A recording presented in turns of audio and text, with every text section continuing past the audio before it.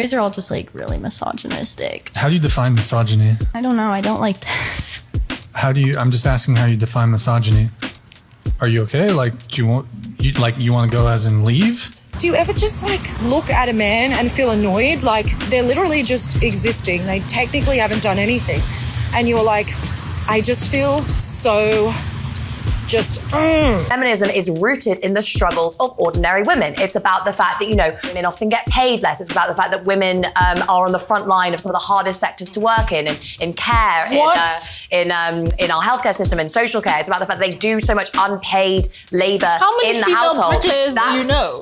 I mean, female bin cleaners. Great question. What are you talking about? Feminism is a scam. A few years ago, I was an angry, blue-haired feminist. I once believed that male privilege was real and that I was a victim of the wage gap. Now that I understand the true motives of feminism, I know that this could not be further from the truth, and that modern-day feminism is a war on true masculinity. The movement of feminism is the ultimate example of not choosing your enemies wisely. You chose men as being the enemy. 40 years later, 50 years later, you're 65 years old, single, not married, no kids. You're living in an apartment or condo with a dog or a cat. That's all you ever talk about, and you're lonely and you're sitting there saying, I was wrong. Men are not the enemy. But guess what? That movement stole 50 years of your life. You know how painful that is? Modern day feminism says that women should be out in the workforce working 40+ hour weeks while their children stay at home with a caretaker, that they immediately get put in the school system from age 5 and stay until they're 18. I'm sorry, but that. So you're the Rockefellers in the mid-1900s and you have a big problem. Your corporate empire was bigger than ever, you have your tentacles all over the American economy and government, but the problem is your empire has grown so vast, so large, that you ran out of cheap labor to keep the empire growing. After all, an empire takes a lot of manpower to sustain and grow. You had already invented the American public school system to pump out obedient workers, but not even that was enough. We have a video on that if you want to learn more. You needed more labor than even America's public schools could provide. But where on earth could you possibly find millions of people right here and now to start working? To become your underpaid factory workers, cleaners, cooks, bookkeepers, secretaries, salespeople.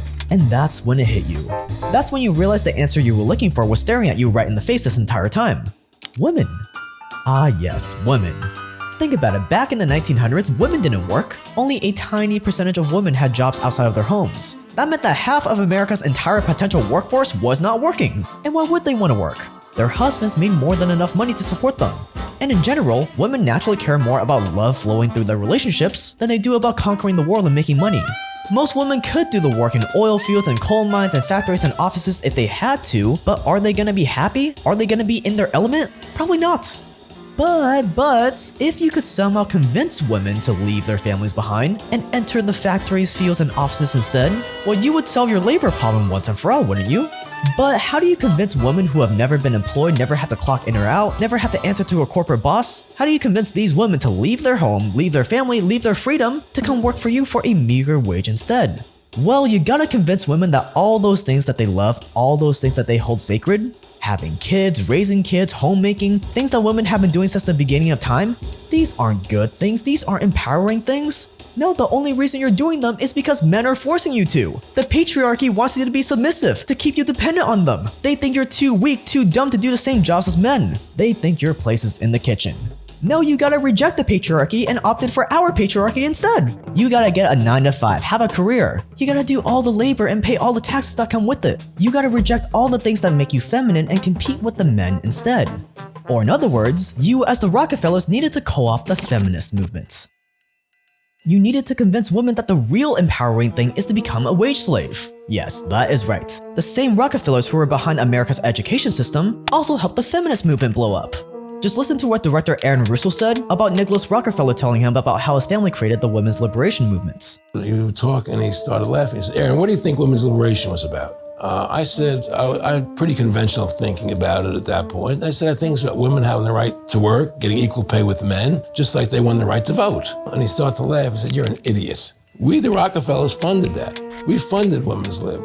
And one reason was we couldn't tax half the population before women's lib. And the second reason was, now we get the kids in school at an early age. We can indoctrinate the kids how to think. It breaks up the family. Kids start looking at the state as the family, not as the parents teaching them.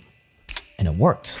Slowly but surely, women started believing that maybe being a housewife isn't all that great. Maybe they do want to work in factories and offices just like men. Maybe that's where all the satisfaction and happiness is, and that men have just been hiding it from them. And just like that, everything changed. With women at work, no one was around to cook healthy meals, so American families started eating more and more processed junk food.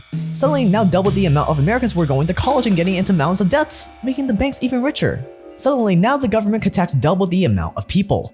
And while their mommies were too busy at work, kids as young as 5 were now being sent into America's public school system. And when those kids graduated from public school, well, they'll be perfectly molded, perfectly conditioned to repeat the cycle all over again. Now, I'm sure that some of you are probably thinking, but Jake, you're just cherry picking the bad stuff. Look at all the good feminism has done for women. There are now more women than men in most colleges. Women are now the breadwinners in almost half of the heterosexual marriages in America. There are more women in the workforce today than ever before. And yes, that is true. And yes, I believe in equal opportunity for all. Of course, women should be able to vote and work. Of course, women shouldn't be abused for anything like that. If women want to hustle and make money, more power to them. I have an extraordinary amount of female friends like this. But it's also important to ask the question, is this push for hyper-masculine, hyper-independent women, girl bosses, no kids, casual sex, birth control, women who are just as much a slave to the rat race as men? Is this what actually makes women happy and satisfied with life? Is this push for more masculine women, which therefore creates more feminine men, really good for everyone? Or is it just leaving men and women more confused and frustrated than ever before? For some women, this is probably right for them. But the numbers don't lie. On average, women today are unhappier than they were 40 years ago. On average, when compared to the 1970s, women feel even less satisfied with their lives today. So maybe, just maybe, the feminist movement has done a lot of good for women's rights, but they've also done a whole lot of damage. She gets up and she says, Patrick, this is very hard for me to say this. She says, ever since in high school, I wanted to prove to men that I can beat them. So when I graduated high school and college, I opened up my salon. We do very well. I've made millions of dollars. My people and my work that work at the salon, they do very well for themselves. I drive a nice car, I have a nice house, I have money, I have millions. I don't worry about any of that stuff. You know what decision I made last night? I said, what's that? She says, I want a husband. I no longer want to compete with men. Mm-hmm. I need them. And I'm like, what? She's saying this in front of 2,000 people with her sister sitting right next to her. Wow. And now she's getting emotional. How many 65-year-old women do we have to hear saying that I marched with the feminist movement and I bought into the fact that men are the enemy? I've never been married. I'm alone and I'm miserable and I wish I would have never bought into that philosophy. Through movies and media, we're taught that working for the man, climbing the corporate ladder and paying tax is more empowering and valuable than raising the next generation. Women have lost touch with our natural loving instincts and birth rates are plummeting. You had mentioned in your TikTok a while back that you were previously a raging feminist. So you want to tell me about that? Yeah, for sure. It's hard not to laugh when I look back at that chapter of my life. But basically, I came from a background in circus performing, so I was really surrounded in an environment where the scene was like artsy and liberal, and I was that perfect archetype of angry, blue-haired feminist that was just so angry at the world and so angry at the men in my life. And I've now come to the conclusion that I didn't actually reach those conclusions myself. You know, it was just like a product of the environment that I was in and the beliefs that were kind of repeated to me. And yeah, I really got swept away in this like angry, resentful view of the world. And now a few years later, I've come full circle, like left behind that ideology and realized what a victim mentality I kind of got swept up in. This is Shannen Michaela, by the way, the former feminist from the clip we played earlier. She makes great content. I'll link to her Instagram and Twitter below. So stay dangerous, subscribe for more, and this is the lie that is feminism.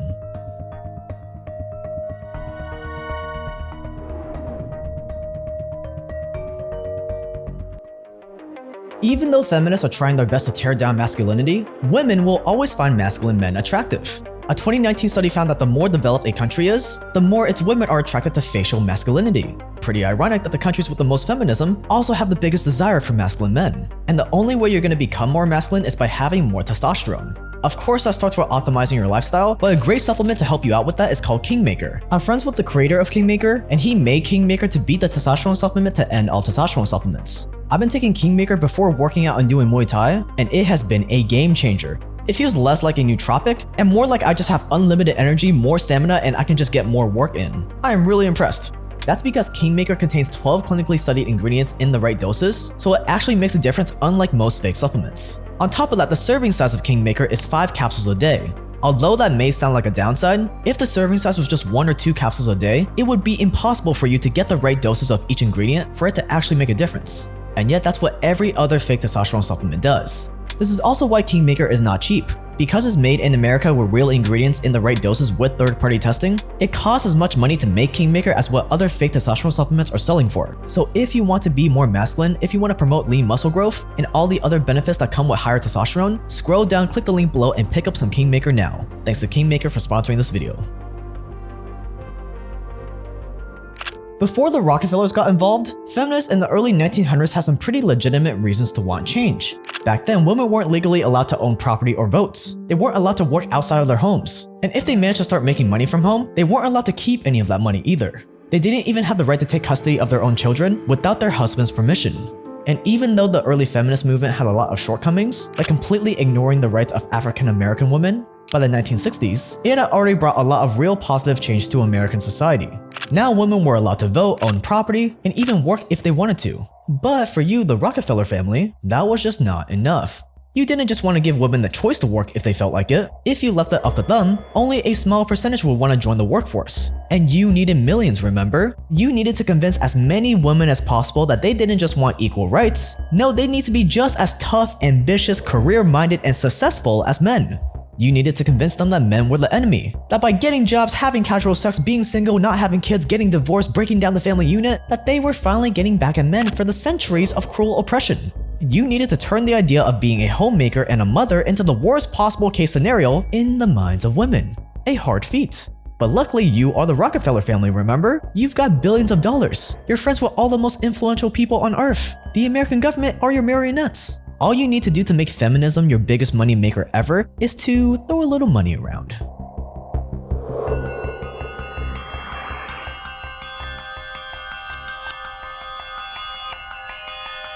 When Big Daddy Rockefeller was taking over the American education system, he needed a way to influence the people in control of public education. And what better way to do that than to donate a buttload of money to those organizations and then tell them that you'll take it away if they don't do what you say. And it worked! Fast forward to the mid-1900s, and now it was time to target women next. So you follow the same playbook. The first thing you had to attack was the notion of having kids. Why? Because having kids keep women at home. And you need them out in the factories, remember? That's why you needed American women to stop having so many kids. And that's where family planning came in.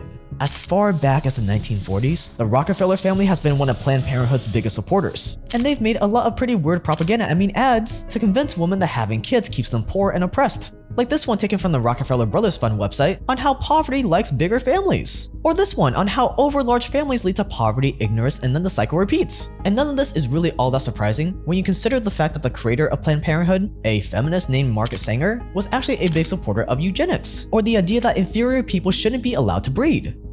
I wonder where we've heard that before. Margaret Sanger then used the eugenics movement to establish Planned Parenthood. So in the 19-teens and 20s and 30s, eugenics was a very popular idea among people who were educated and elite. And so Sanger took this idea that there were some people were fit and some people weren't, and she connected it to population control with the slogan, quality, not quantity. And so her idea was that really this was going to save, the human race, that we were going to breed people who are of a higher, quote unquote, quality, instead of just having lots of people. But just supporting Planned Parenthood wasn't going to be enough to turn America feminist. You also needed to convince women that they need to be out there working, that doing anything traditional like staying home or having kids was just them bowing down to the patriarchy.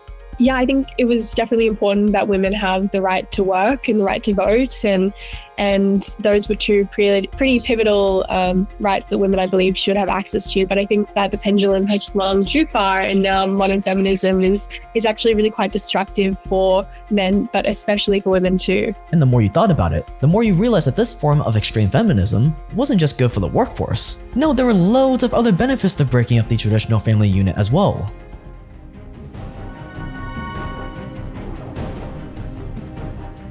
As long as there have been billionaires, there have been people who hate billionaires. And the 1960s was no exception. Back then, the hippies were in full swing protesting against war, inequality, racism, and everything in between. It seemed like the entire country was united behind some or another cause. And all this public unity was making the wealthy elite nervous. And as one of the richest families in America, you knew that it was only a matter of time before the pitchfork swinging plus redirected their collective anger onto you. You couldn't fly under the radar forever, not when so many people were trying to improve society and make America a fairer place. Something had to be done. Something big had to happen to divide Americans, rile them up, and make them fight against each other instead of against you. Something like radical feminism. See, more than just telling women they should have equal rights and opportunities as men, radical feminism goes a lot further.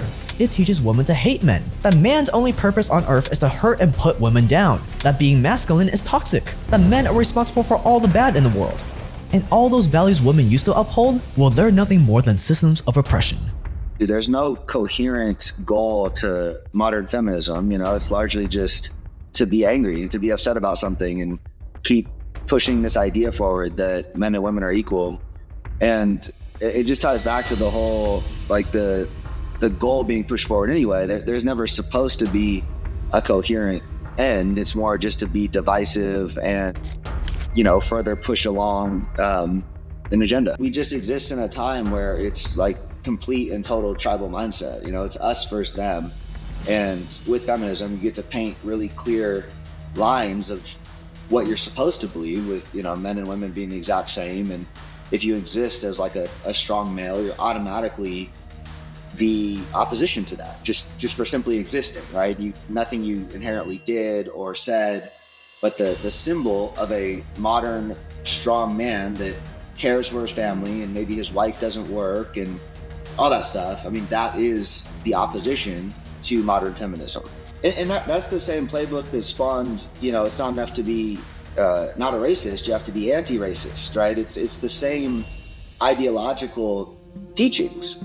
And the intent of that, again, is to achieve specific political and material goals from corporate standpoint and from political standpoint, which are largely one and the same nowadays. This is my friend Rob Oliver, by the way. He's the one behind Kingmaker because it's his mission to redefine how men see themselves and masculinity. I'll link to his Instagram rob the bank below. Radical feminism was the thing you needed to pit everyday Americans against each other, thus taking all the attention off of you. And so, together with the Carnegies and Fords, two of the other richest and most influential families in America, you created something that would change America forever: women's studies. An academic field that studies the many ways women have been oppressed, why men and society oppress them, and how they can make it stop. You poured millions of dollars into creating entire women's and gender studies departments, where professors and researchers could publish all sorts of groundbreaking reports about how sexism is the reason for all the problems in women's lives. Thanks to women's studies, women weren't just hating men because of some propaganda or clever advertising anymore. No, they were being told their hatred of men and traditional families was scientifically justified. It legitimized them feeling like a victim. You even got major women's magazines like Cosmo to write fake stories about how great, liberating, and empowering radical feminism was. And this deep-rooted hatred for men was great for business too.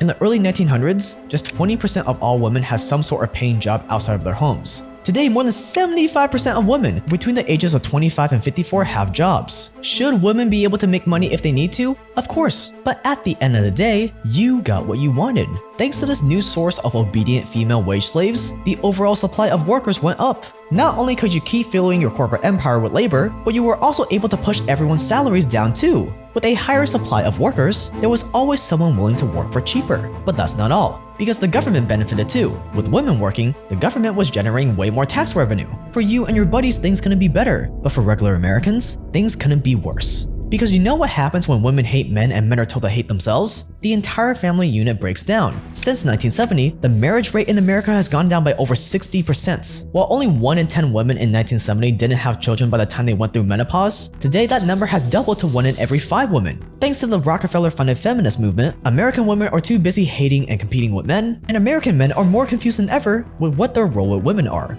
all to the benefit of the rich and powerful. Why else would some of the richest people in the world like Bill Gates donate hundreds of millions of dollars to feminist organizations? Out of the goodness of their hearts? You're right, you should know better by now, because nothing could be further from the truth. Well, I suppose now, especially in relationships, now that women are working, we're finding ourselves in relationships where women have to contribute financially, they have to bring 50-50 to the table in a relationship and provide for themselves and their families. So working on top of bearing children and raising children, and then on top of that, we're also sending our children back to co-parent with the government in daycares and in schools. And I just kind of realized that the relationship dynamics now, because of modern feminism and pushing women into the workforce, that relationships aren't 50-50 anymore. They're like 80-20, where women are just like go, go, go, putting in so much. And we don't actually have the space and the capacity to drop into our feminine, into safe relationships and like nurture the essence of femininity as is. And that is one of the like core destructive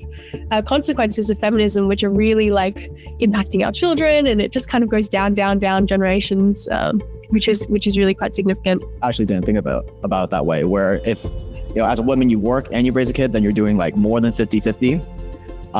So that's really interesting. Because the children as well, then you're not being raised by the mom, you're not being raised by the dad, because you're both kind of working. Then it's like you're essentially giving up that autonomy of your child to like co-parent with the government and then have someone else's ideologies like imprinted into them, and it's really like disruptive of the family unit, just because it's really hard now to have a woman like present staying at home, because there are so many women in the workforce and we need to work more in order to, we've kind of co-created that.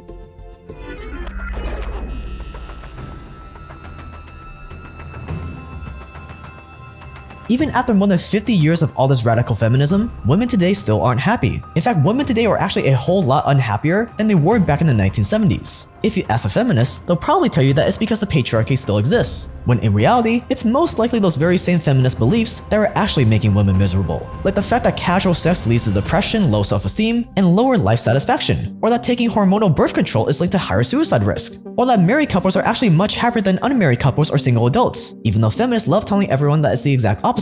I think it's super critical, especially for women. Like my wife will tell you she feels most at home when everything's like generally taken care of and she's able to focus on giving the girls what they need, like in terms of emotional attention, stability, feeding them, like all of that stuff. And if you look through history too, that was largely the norm. Women often raised the families and men often provided.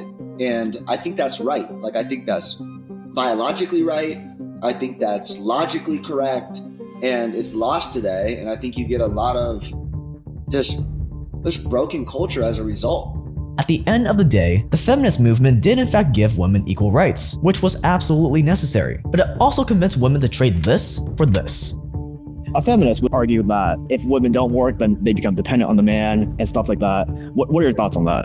I totally agree that women should have the right to work, and I think there's a lot of nuance in this conversation. I think maybe before women were too codependent on men, perhaps because he couldn't work, and now the pendulum has swung the other way, and now we're hyper independent. We're not taught to surrender to a safe man and allow the masculinity to protect and provide for us in this feminine space. It's just really quite sad, because there's a beautiful dance between the masculine and the feminine, when the masculine plays that role and when the feminine leans into a nurturing femininity. I think intrinsically men have this desire to protect and provide. The feminine likes and provides that like comfort and safety for the family and raising children and bearing children. And we've been given this amazing gift to be able to bring life into the world, and in itself is something that's so overlooked. And we've almost got to a point where we the feminist movement is like telling women that we actually don't need men at all to like create life, and we can just have like a sperm donor and we can do it ourselves. And it's just gotten like so beyond backwards. But yeah, just by nature, women have this incredible gift to create and nurture life, and we can't do that unless we're in a safe, protected environment, which is created by the masculine. Women are like scared to surrender and scared to like have a male like provide for them, because they're so used to like men that haven't really stepped up in their life or have X amount of like traumas, or like all sorts of dynamics have been skewed in the past. First off, I think it's really important that men just accept responsibility of everything, period, right? So this isn't like women have made men super weak, or because of feminism, men are now, like disenfranchised or watered down or whatever. But there's clearly a societal impact when you train a generation of women to be the same as men. So when you tell them they're the same as men, and that goes to like birth control and sexual relations. And when you start putting all those pieces together, you get a really up generation of men as a result, because women are playing this other game. You look at it biologically too, again here.